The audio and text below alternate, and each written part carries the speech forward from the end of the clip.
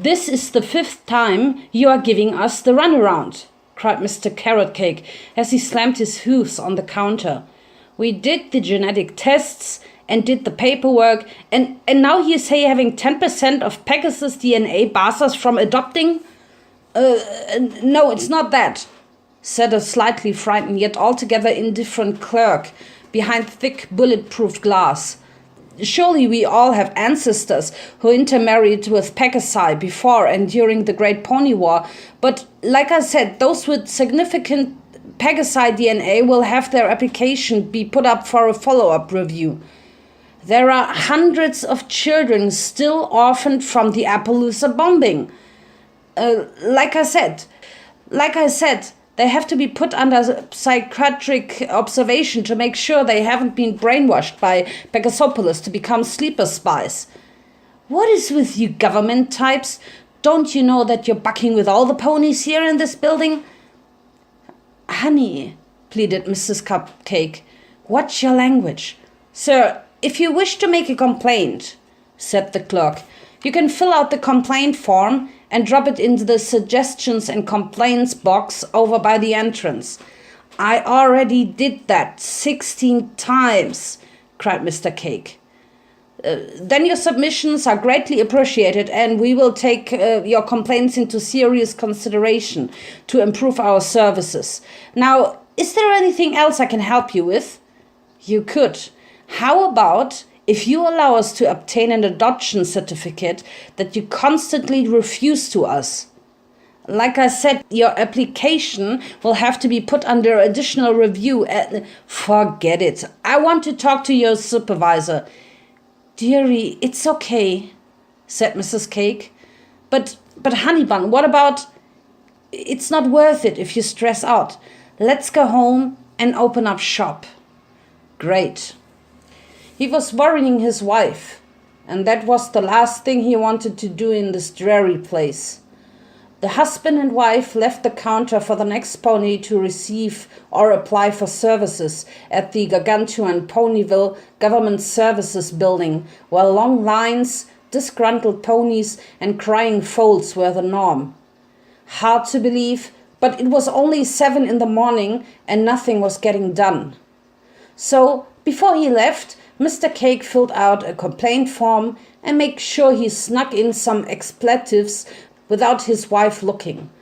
He remained angry, but that civil act allowed him to gain a little satisfaction in his non-verbal vent. Past the always sparse Cupcake Square bake shop, the Cakes trotted down several long blocks to the station and boarded their tram down to Sewer Town. It might be that their residence in the underground city was the reason why they were giving the runaround, but there was no better place to open up a small bake shop on the cheap and away from the constant scrutiny of government food inspectors. Their humble home and bake shop was Sugar Cube Corner, which, according to their loyal customers, looked almost like 3 white sugar cubes piled on top of each other. Already a line had formed outside their doors, but instead of disgruntled ponies, these were happier ones. Some had children bouncing in place in anticipation to receive one of the best cupcakes, muffins, and other bakery delights their parents could afford.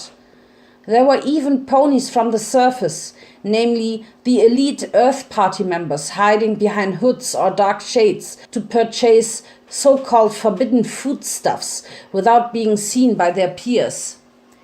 So business in the small shop went as usual, and the Cakes put on their best smiles despite the usual setbacks of their attempts to adopt children. It wasn't that they couldn't conceive children. Their doctor told them that nothing was wrong with them physically. They tried year after year, after one pregnancy test after another. All results pointed to the negative. Oftentimes, they looked upon their patrons coming in with their children with envy, even if half of them were troublesome brats. Sewer Town was not an ideal place to raise them, and yet pony life flourished in these steads. "Dearie, it looks like we're going to have to get some more eggs," said Mr. Cake near the close of their business hours. "Do we have enough for today at least?" Mr. Cake asked. His wife nodded. Mr. Cake loaded up his tattered saddlebags and left his wife to run the shop all by herself. He hated venturing out alone because he worried that Sugar Cube Corner might be robbed or his wife might be assaulted while he was away. He made a mental reminder to budget for additional help and security for the shop, probably a young mayor who could also act as a babysitter for his eventual children. Even though business boomed for them, the price of ingredients rose steadily over the years. On the market street, he managed to snag ample amounts of sugar, flour, ginger and yeast from his usual vendors, but he soon found out that he did not have enough to buy enough eggs. Then, at the far end of the market, he spotted a less than busy stall selling strange eggs at discount prices. He confirmed with the Oriental merchant pony that these were genuine eggs and that he bought them from other traders who traveled far from Gaia. Still, the prices were too good to pass up. An egg is an egg, right? Mr. Cake bought a particularly large and spotted purple egg that looked large enough to make 20 or 40 cakes. With that purchase, the merchant pony threw in a bonus of 24 cockatrice eggs. He wasn't sure why he was being so generous, but after a block or so, Mr. Cake turned around to find out that the shop had suddenly closed up. The merchant pony and his wares were gone, and a quartet of police officers kept the crowds back as they ransacked the stall.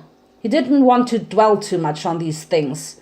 This was Sewer Town, where the ponies seeking freedom, both scum and virtuous, took up residence, and that it was normal for a show of police force to suddenly appear in front of a random business every day. But Mr. Cake was more worried about his wife yelling at him for acquiring strange ingredients. As it turned out, he asked no question about the cockatrice eggs, and he had already cracked 12 of them in preparation for tomorrow's business.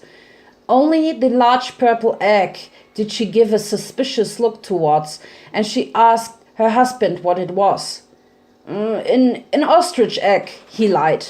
He never seen one, and he hoped that Mrs. Cake had never seen one either. The wife shrugged and walked away. He knew from her raised eyebrow that she was not satisfied with the answer, if not outright lie, but this was nothing to get into a marital dispute over. The two silently resumed cleaning up the shop after its closure. The big purple egg was too big to store in their industrial refrigerator with the other ingredients and prepared pastries. Nightlife in Sewer Town was cold anyway, and Mr. Cake had an ingenious idea to let it be air-cooled by setting it by the window not too far from the front counter. In the next morning, the Cakes woke up to the tremors of a faraway earthquake. Such disasters had happened on a regular basis, but no matter how minor it was, everybody in Sewer Town took it seriously. Fearing being buried alive, both Mr. and Mrs. Cake hurried down half-dressed, gathering what they could find from beneath their mattress, and headed towards the door. A flash of rainbow pierced the ceiling and shattered windows, forcing them to remain inside for one moment before evacuating. Then came the long silence. Carrot Cake feared aftershocks, and he wanted to pull his wife out before Sugar Cube Corner collapsed on top of them. The couple jumped at the sound of a loud crack, unmistakably that of an egg. A large egg, to be exact. He thought he heard things amid the cries from the streets of Sewer Town, but as clear as day he heard the coos of a baby. There was no way. Both he and Cupcake traversed broken glass and fallen chairs towards the counter and the open window. The spotted purple egg was no more. Instead of finding a mess of yolk splattered onto the tile floor, the Cakes found a purple reptilian creature with a face. The creature yawned from its incubated slumber, and after imprinting the faces of the pair of ponies before him, he began sucking his tail. "Honey bun, stand back," said Mr. Cake. "I'll get the broom." "Dearie, it's just a baby," Of course it's a baby. A non-pony baby. That immigrant merchant cheated me. We have to call the police. We are not. Do you know what they do to him? They have labs where they experiment on non-pony creatures. Honey bun, you're not serious, are you? Mrs. Cake, oblivious to her husband's concern, immediately picked up the baby creature into her bosom. We should give him a name, she said.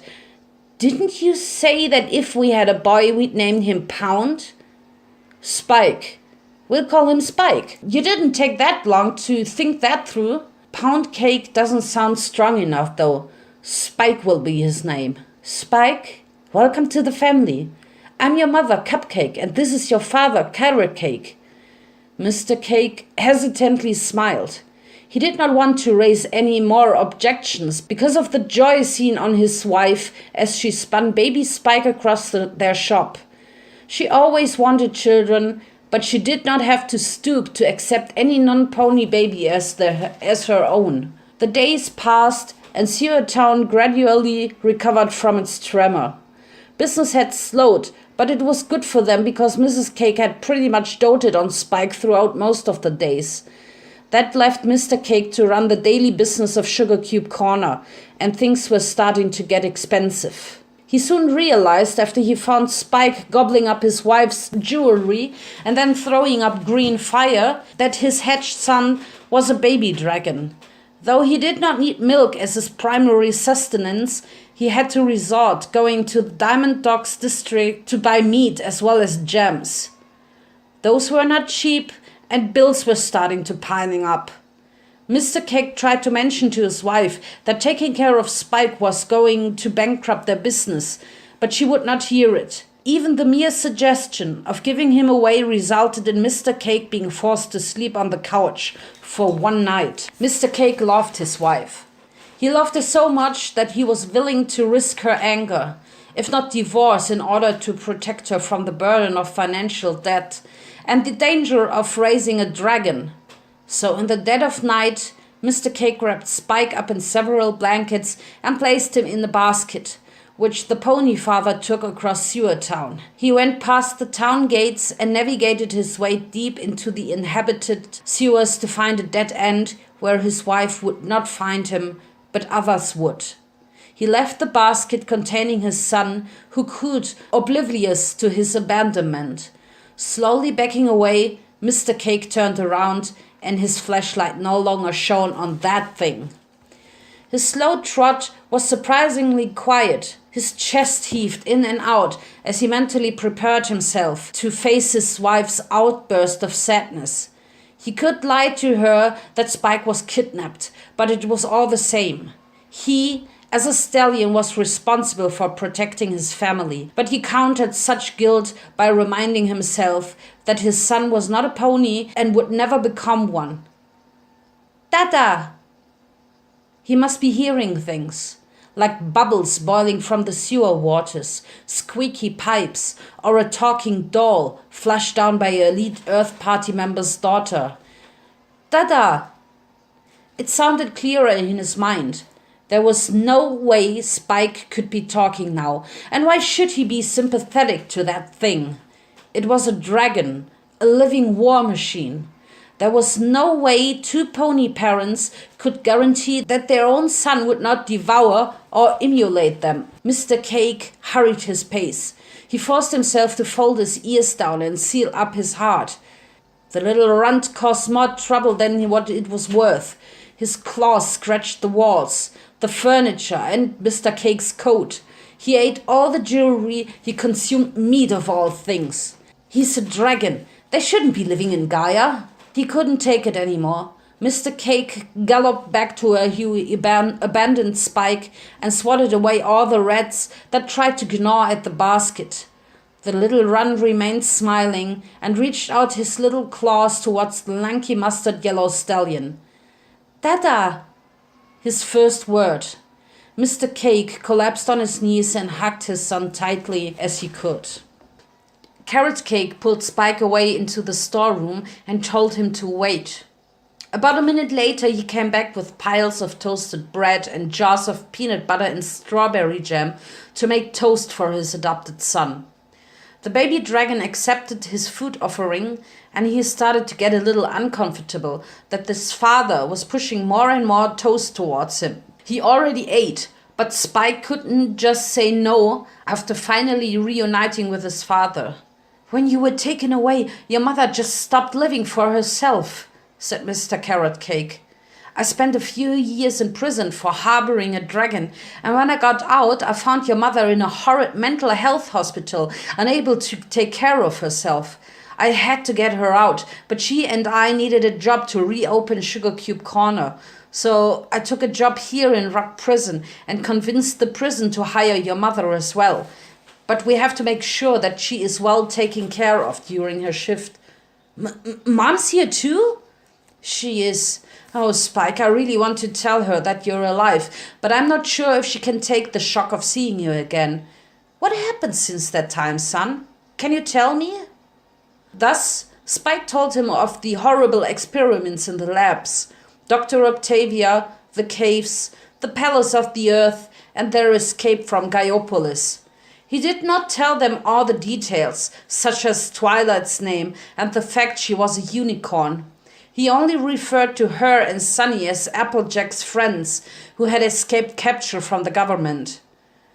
While Mr. Cake was happy to see his son after so many years, the thought of sick experiments being done on a baby dragon angered him so much that he punched the wall so hard that it cracked under his hoof. "Dad, are you okay?" Spike asked. I should have fought to save you, son. I don't deserve to be called your father. It's no different from me trying to abandon you." "You tried to abandon me?" I came back for you, but it was all for naught. Several weeks later, clone soldiers had arrived to turn Sugar Cube Corner inside out while they were looking for you. I tried to flee with you on my back, but I was caught in the end. I vowed to myself that I wouldn't abandon you, but I failed. Dad, it's not your fault. Now we can be a family again." "Spike, you know that your mom and I are ponies, and you're a dragon." "It doesn't matter. You're my family, and it's all worth it for me to escape the labs. Do you think I can talk to Mom?" She hasn't been herself since they took you away. I need to at least see her." "All right. Wait underneath the manhole cover and take this box of food with you. Don't come out until you hear this knock." Mr. Cake knocked, and Spike memorized it. He went back through the cover with the box carried by his tail and waited almost a half hour watching the sewer waters wash by, during which he noticed a green reptilian creature much smaller than himself swimming against the slow currents. The creature floated before the little dragon and stared at him with its pair of wall-eyed irises. "Hiya," Spike greeted. "So, do you eat gems as well?" The small green reptile blinked each of its eyes separately as it kept up its poker face. It then turned to resume its swim against the stream, carrying on his back, Spike had noticed, a small round tube tied to his back.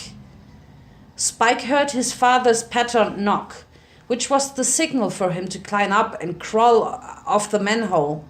When he emerged, Mr. Cake stood before him, but at the doorway stood Mrs. Cake, whom Mr. Cake pulled down to the storeroom by hoof. Spike imagined his mother being blue and plump, but he appeared skinnier and her coat paler. Her usual cream-like crimson mane had fallen flat and gathered into a hairnet. "Honey Bun, I would like you to meet some pony," said Mr. Cake. "This is Spike, a baby dragon." Mrs. Cake looked down upon a nervous purple reptile. While normal ponies would react in shock or awe, the blue pony didn't seem to register what she was seeing. "Mom, it's me." "You poor colt," said Mrs. Cake. She smiled very weak and she stroked her hoof across the scaly cheek of her son. "All your hair fell off." These are scales. You're such a funny child. Do you want to hear a story? Sure. A long time ago, there was a mare who wished to have children, but could never have any.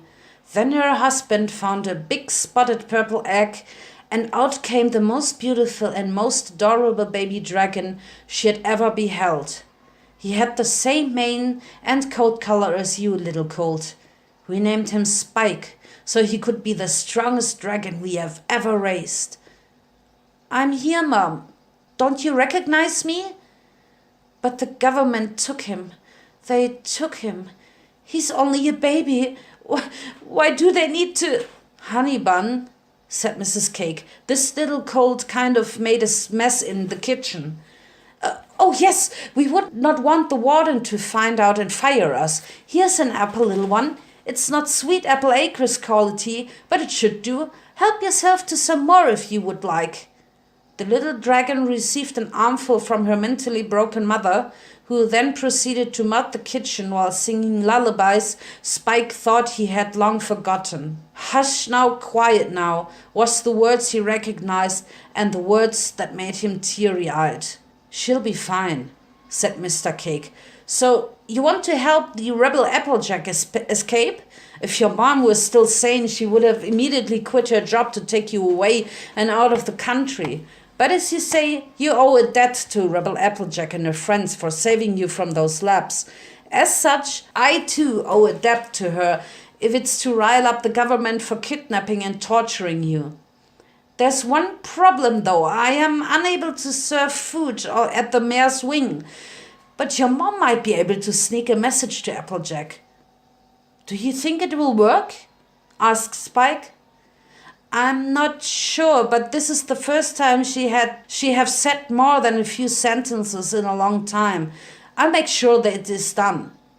Oh, please do, said Spike, as he handed a roll-up slip of paper to his father. Son, I don't want you to do anything drastic without me knowing. This is Rock Prison, and if ponies disappear here, we might be next as well. Stay hidden in the sewers for a few days. I'll make time to visit you and give you food and supplies. Oh, thank you, Dad. Spike hugged his adoptive father, but before he went back down through the manhole, he hesitated because he saw a glimpse of her downtrodden mother pushing the mop back and forth with her front hooves. Mrs. Cake's mind might be severely damaged, but her maternal heart remained. Spike ran back to the kitchen and hugged the blue mare. Oh my, said Mrs. Cake. Dearie, what is this all about? I just wanted to, wept Spike. Okay, I suppose I have to return the favor in kind. She hugged him back, not knowing why, and then found herself embracing him longer than she expected. Mr. Cake nudged the two to separate as the other kitchen workers were heard from outside. Spike quickly ran back to the manhole and bade a quick goodbye to his parents before beginning his long wait in the prison sewer system. It was dark, but he had to be brave for the two lives who now depended on him. He almost wished that he didn't have to involve his parents. At the very least, he rediscovered them, and he got a chance to see them. Sometime afterwards, he spotted the same small and green reptilian creature swimming along the stream, carrying a tube holder on its back.